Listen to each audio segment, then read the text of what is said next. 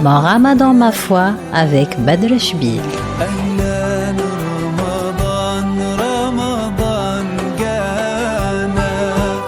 La louange est à Dieu, Seigneur des univers. J'atteste qu'il n'y a pas de divinité à part Allah, seul et unique, sans associé ni équivalent.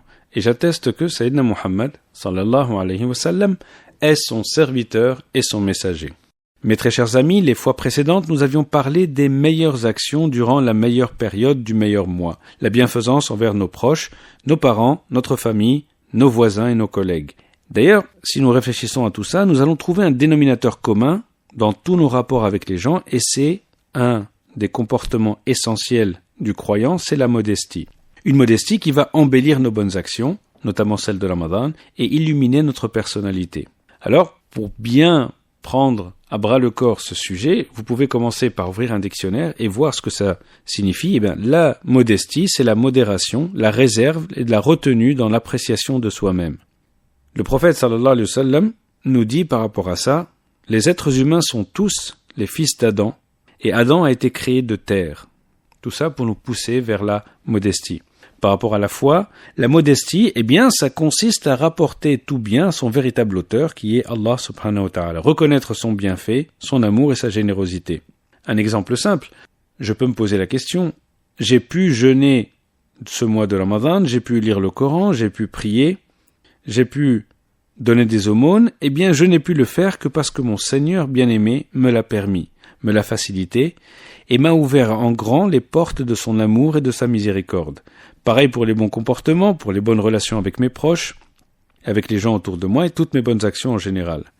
Une fois que j'ai bien compris ça, je peux me poser la question, c'est une bonne idée d'ailleurs, comment être modeste ? Eh bien, d'abord, il faut savoir que c'est un état d'esprit. D'un point de vue théologique, c'est le fait d'accepter la vérité à partir du moment où elle est établie, à partir du Coran, du Hadith et ainsi de suite, même si elle contrevient à mes passions.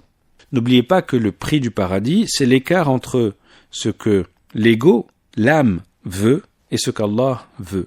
Ça veut dire accepter les conseils des autres, même s'ils sont de conditions plus modestes que nous.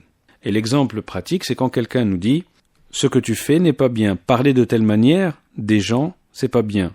Lorsqu'on nous dit que, attention, si tu veux aller plus vite et griller les priorités dans la file d'attente, ou si tu veux donner de la corruption pour que ton dossier aille plus vite, eh bien ce n'est pas bien. Lorsqu'on nous dit qu'il faut se réconcilier avec telle et telle personne parce que vous avez été injuste et que vous devez réparer cette injustice, à nous de savoir faire la part des choses et d'accepter le bon conseil. Alors la modestie, c'est aussi, dans notre état d'esprit, vouloir le bien pour les autres comme on le souhaite pour soi. Et ça s'applique au travail, ça s'applique au marché, ça s'applique dans une file d'attente, dans les embouteillages, etc.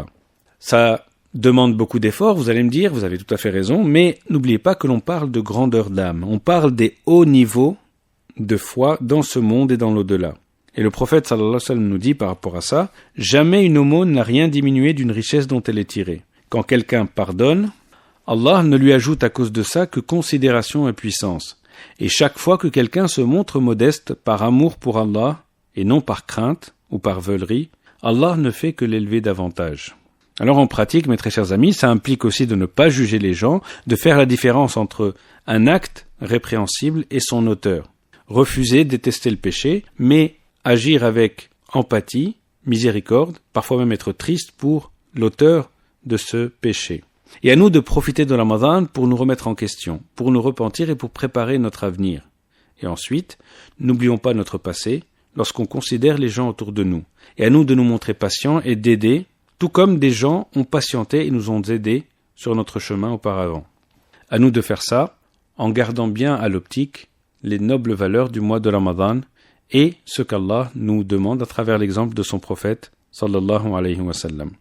Et attention à ne pas basculer dans l'inverse, l'orgueil, qui est un des pires sentiments que l'on puisse avoir, c'est un sentiment exagéré de sa propre valeur, une estime excessive de soi qui porte à se mettre au-dessus des autres. Et ça implique de la vanité, de la suffisance, de l'arrogance, et tout ça, ça n'a absolument rien à voir avec notre foi, avec nos bons comportements, nos valeurs, ni avec notre mois, le mois de Ramadan. Mon Ramadan ma foi avec Badr Chbil.